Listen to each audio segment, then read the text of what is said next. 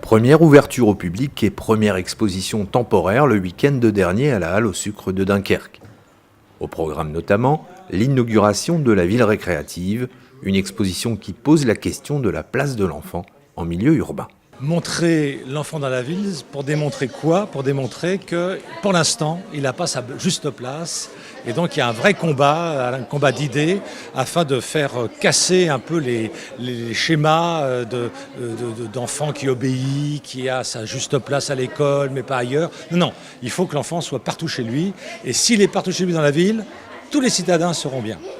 Interactive, faisant la part belle aux nouvelles technologies, la ville récréative propose un parcours à la fois ludique et éducatif, en parfaite adéquation avec le Learning Center de la Halle au Sucre, dans sa mission de laboratoire de l'aménagement du territoire. Aujourd'hui, c'est intéressant parce que c'est le thème de l'enfant.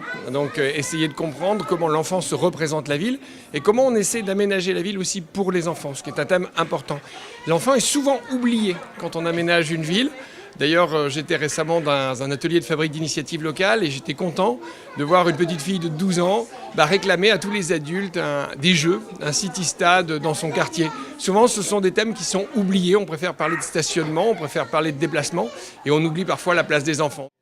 La ville récréative, une exposition à vivre à la Halle au Sucre jusqu'au 24 décembre 2015.